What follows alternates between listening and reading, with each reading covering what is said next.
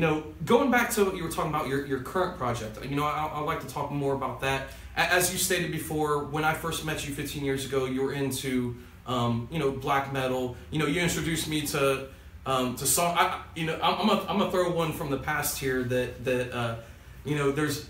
Now, I'm gonna tell you what it is. I'm sure you know what I'm talking about. You introduced me to a very long song. You know, it was a side project. I can't remember who it was by. But Green Carnation, exactly. You know, like wow. to this day, like every once in a while, like I'll go back and listen to that song because it's an hour-long song. It's an hour-long song. There's yeah, the entire album is. You know, I highly recommend that you listen to this. Green Carnation is the name of the. What was the name of the track? It's awful. I forget. Day of Dark, Light of Day, Day of Darkness. That's it. Okay. It was about his baby. He wrote it for. There's so many. Right.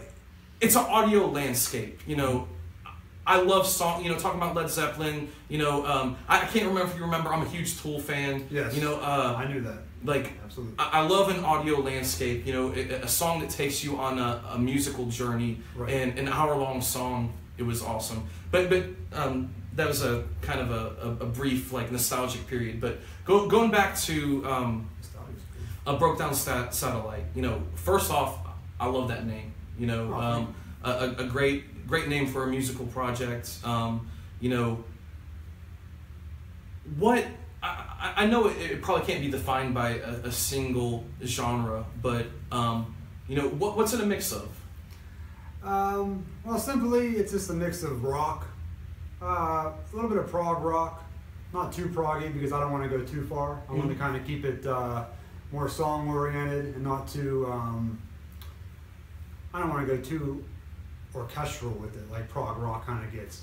Kind of like, sorry to interrupt you, kind of like what Geddy Lee did with Signals and Rush. Like, like that's when they started the... It's still progressive, but it's just sweeter for your ear. Yeah. It's more radio friendly. Right, right. And I wanted to keep it kind of in that form than going into 20-minute songs and stuff like that. Obviously, there's an electronic element, which is something I've always loved and could never figure out how to get into my music and have it fit properly without, you know, taking away from anything.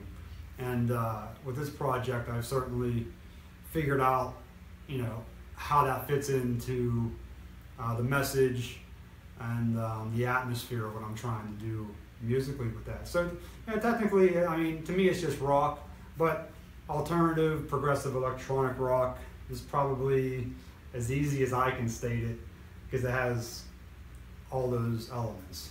I'm not gonna pigeonhole you, but like, you know, you mentioned, you know, a few bands. Are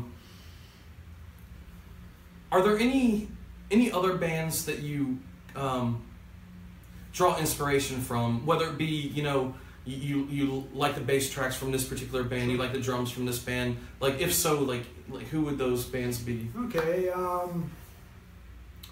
love the Cranberries.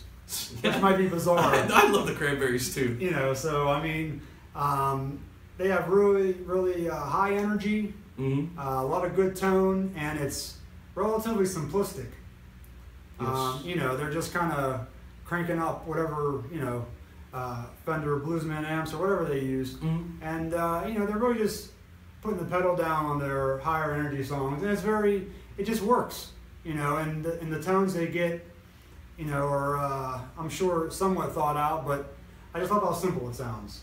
Yeah, and it just hits. You know, I agree with you. You know, I'm sure you're the same way. I explore many forms of music, and I'm glad you mentioned the Cranberries because, you know, I have a lot of respect for bands that could go from Linger to Zombie. Right. You know, there's huge contrast. Huge contrast, and they're both brilliant songs. Right. And like you said, they're very simple. They really are. Yeah, I mean, but when people make simple work, it's in my opinion, it's way better than a complicated song that doesn't work. Absolutely. I mean, you get complicated orchestrations, and you never remember them, let alone be able to play them with gusto and true emotion, as you would a song that has 3-4 chord progressions and you know, nice little melody, nice little hook that wins out most of the time. Yeah, nothing wrong with that. In the words of Blues Traveler, the hook brings you back. It always does. It always John will. Popper. Eventually. That's the name I was thinking of. Right. Yeah. Always will. Quick side note. Yeah, brilliant band. Like very underrated band. Oh, you know. hugely. You know, it's once again we haven't spoke for 15 years plus, and I'm you know I guess the oldest memory I have of you as far as playing. I do remember you came to a chicken coop I was living in one time. Yes. And you're playing scales. You know. Probably look like scales, but oh well, once again, yeah, right. Yeah. To my eyes at the time, you know, it looked like shredding around. Yeah. Mm-hmm. You know, you mentioned stepping away from guitar for a while. In total, how many years have you been playing guitar? Let's see. Probably started around 95, 96. Okay. So we are talking. 20 years. Just about 20 years total, and a little break in there once or twice just because of artistic. I don't want to call it artistic meltdown, just an artistic funk, and you know, having to step away from it and refocus, and then be pulled back to it again by the instrument itself, and not just play because I feel like I have to, or something that I do, so therefore I am, and getting all caught up in just acting out as something that I'm not. Yeah, playing a part that you're. Yeah, right. And I agree with you. It should be something that's organic. You know, there's a lot of times that you do have to step away. Otherwise, it feels forced. Otherwise, if it doesn't feel like an art, it feels like a job. You know, and I agree with you there, and I completely understand the logic behind that, because, you know,